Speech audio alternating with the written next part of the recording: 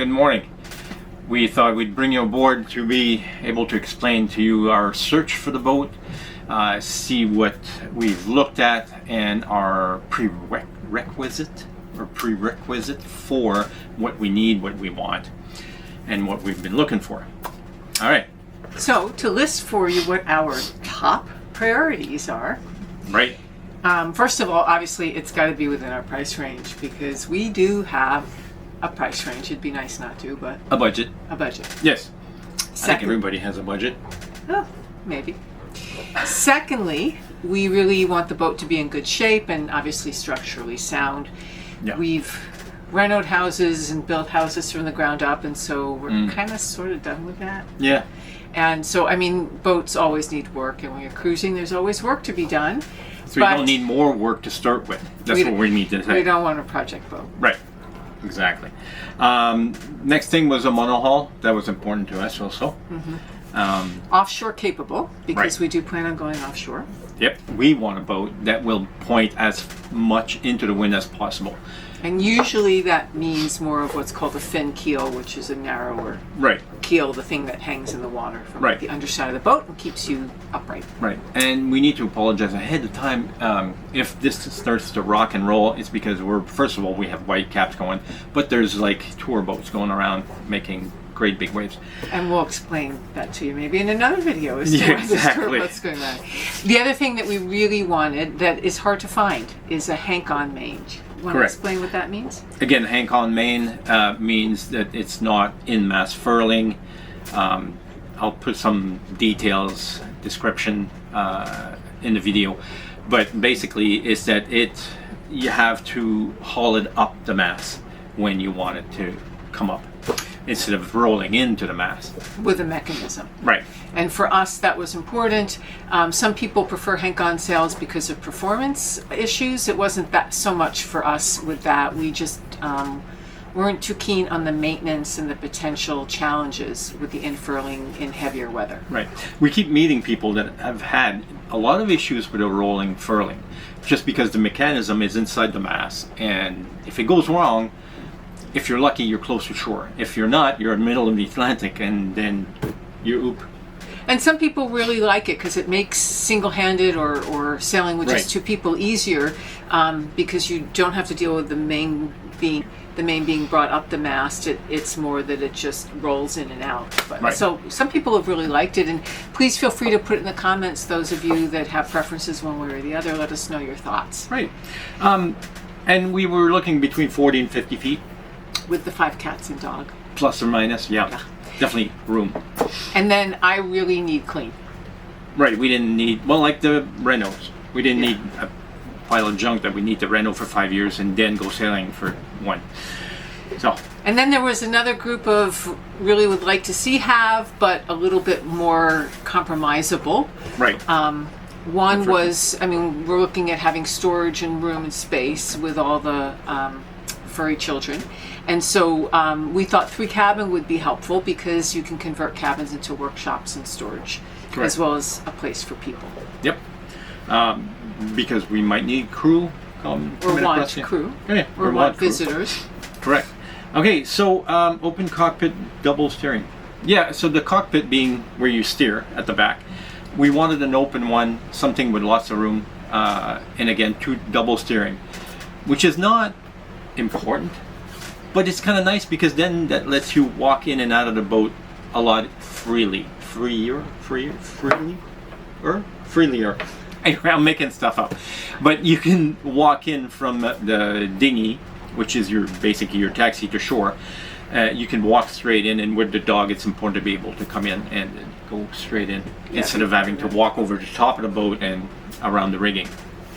And then some boats come a little bit more well equipped for cruising than others. Advantages and disadvantages. Advantage, you get the stuff when you buy it. Disadvantage, it's maybe not set up, or maybe not the stuff you want, or it's older. Right. So kind of could go both ways on that. Right. And then the age of the boat, same again for not having to fix something. We didn't want a 1980s special because after 10 years they start to get old. So yeah, anything within 10 to 15 maybe.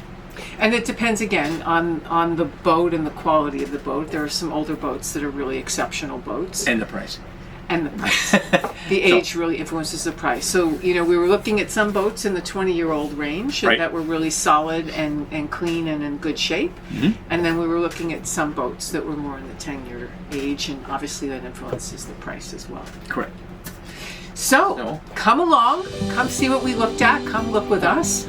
Don't forget to subscribe and give us a thumbs up if you like it. That'll really help us keep the channel going and growing and get us moving along. Flourishing. Yeah. Cool. Well, so come join us on the shopping trip. So we looked at online a whole slew of different boats, from Beneteaus and Jeanneaus to we were researching a bit about the Hylas and a variety of different boats, and we settled in on a handful to actually go see in person. And one of the first boats we went to see in person was the Beneteau 46. It was our understanding it was a very good sailing boat, and when we got on board, one of the first things that really struck us was how meticulously kept this boat was. It was super clean. Even the broker commented he had rarely ever seen a boat like this pristine. So it was really clean, really well kept. The owners obviously really cared for her. There wasn't a lot of extra gear in terms of cruising. It had a 2-cabin layout, which can be very spacious for some. For us, we weren't sure what we were going to do for storage. And in the salon and in the cabins, the layout was nice, but there wasn't a lot of what I had on our last boat, or what we had on our last boat, in terms of lots and lots of places to tuck food and gear, and so that concerned us. The cockpit was very spacious. The Bimini Dodger was really beautiful. It was very well made. The next boat we went to see was a Beneteau 49. And this particular one wasn't as well maintained as the 46, but we really noted how it offered a little bit more space on the interior. It was one of those boats that kind of hadn't, as I said, been as attended to, and so it had a little bit of a smell to it, and so that was hard to kind of feel past, although overall it was in really good condition. Again, it didn't have a whole lot of gear for cruising, but there was another 49 available in a different community. So we were kind of looking at the layout more than anything to get a feel as to how much we wanted to pursue the Beneteau 49. This one had a 3-cabin layout.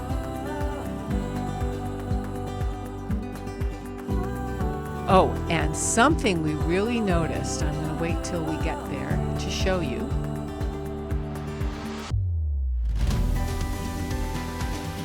Something really struck me that may seem like a teeny tiny detail to people, but to me was a big deal. So let's see when it comes up, if you can pick it out with me.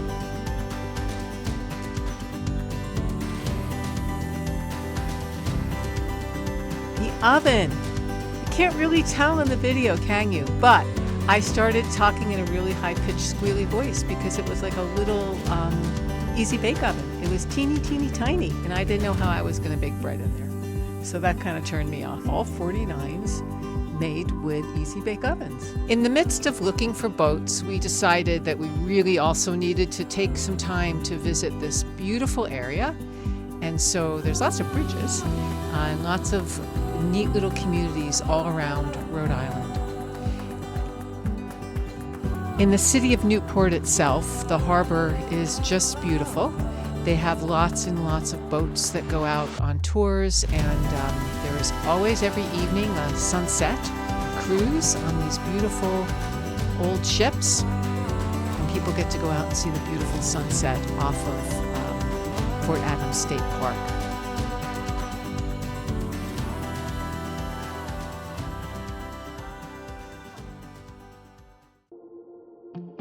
Back to Fort Adams State Park. We'll tell you more about that. I think we're going to take a tour one day while we're here so that we can share with you the history.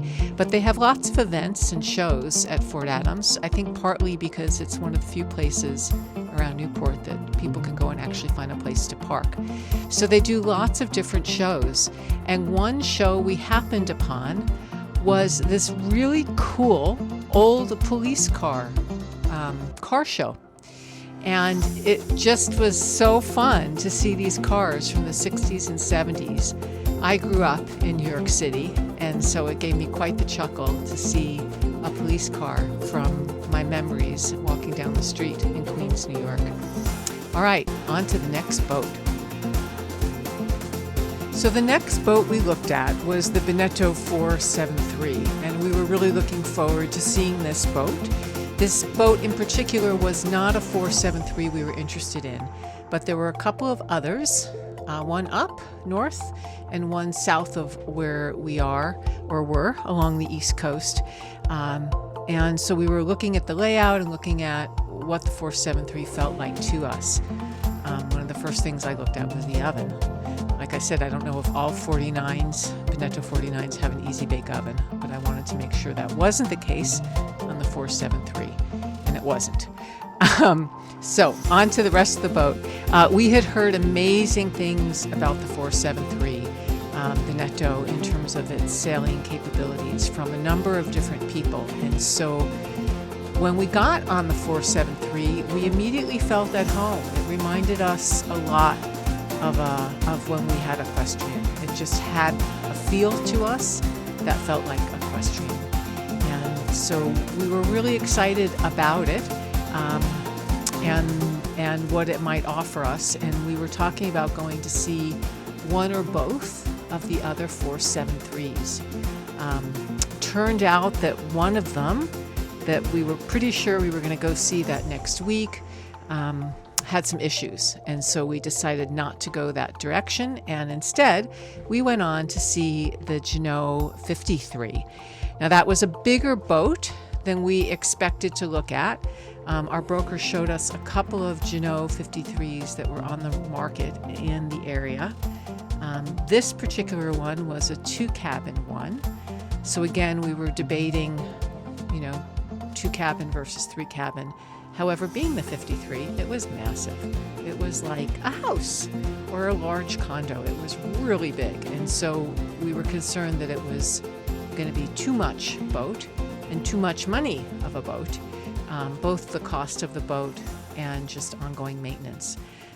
But what really appealed to us about the Jeanneau 53 was that it did have a hank-on. The next boat that also had a hank-on sail that we went to see last but not least was the Jeanneau Sun Odyssey 469. This was a 2014, so to us it was quite new. And it was a beautiful boat. It was meticulous. I don't know if I mentioned on the Jeanneau 53, it had a slew of everything you could ask for cruising gear. The Jeanneau 469, the Sun Odyssey, had quite a lot of things that we were interested in having on board, like solar panels, generator, and some other good things. Spoiler alert. Yep, I like this place. If you see Walter in there. It also had, in terms of other good things, it had the 3-cabin layout, which we were pretty stoked about. And as I think I mentioned, it was meticulously clean. We had read really good things about the Sun Odyssey in terms of its integrity as a boat and its sailing capabilities. Hi, it's me, Miss Finger Puppet. I'll see you later. I'll be around, trust me. So again, we were really interested in this boat because of the hank-on sail in particular. It was also called Serendipity, which was kind of serendipitous, as we almost named our first boat Serendipity. And that lovely insignia on the front of the boat, we later learned was the insignia or symbol for gratitude, which we thought was very cool. Time lapse. Yeah, here we are. So basically, after all this, as you can see, we are on a boat. We were on the boat we were talking to you before too. Correct. So it is a Jeanneau 469, 2014. Sun Odyssey. Sun Odyssey. Beautiful boat, solid, very clean. The past owners did a very good job in maintaining it. So we had the survey done, few minor things, needed to be changed and repaired, but other than that, she's a beauty. I'd love to hear in the comments your thoughts about what we looked at, what you would have chosen, just experiences you may have had. Right. And I also really want to point out that we worked with a broker by the name of Willie Lynch. He works for Latitude Yachts here in Newport, Rhode Island. And he is just an amazing, amazing support. You rarely find that, I think, in dealing with brokers or salespeople or realtors. He is a gem of a soul, and he helped us immensely, is still helping us with a lot of things. Exactly. So if you're in the New England area, Yeah. or actually I think that they serve the entire East Coast. Correct. If you're looking for a boat, they do powerboats, sailboats. I would highly recommend Latitude Yacht Brokerage. And we're not sponsored. No. We just like the guy. Yeah, he was amazing. And Yeah. Willie Lynch in particular. Yes. So, again, if you guys are watching this, you could subscribe. It will help us greatly. And thumbs ups are also good. Comments. We love comments. We'll answer you. We don't promise, but we'll answer you. We'll answer you. Cool. And come join us next time as we show you more of Newport, and there's a whole slew of things that are going to be happening as we move on board. That in and of itself will be an event, or was an event, Was an event. and all the things to follow. So come join us. I would like to thank our family and friends for being so supportive, and our subscribers, Yes. and those subscribers to come. Thank you very much. Thank you. Bye. Oh, wait, one more thing. Oh. Bye. Good night. Good night. Cool. Well, so come join us on the shopping trip. We'll keep this up. Trips. Yeah, trips. See ya.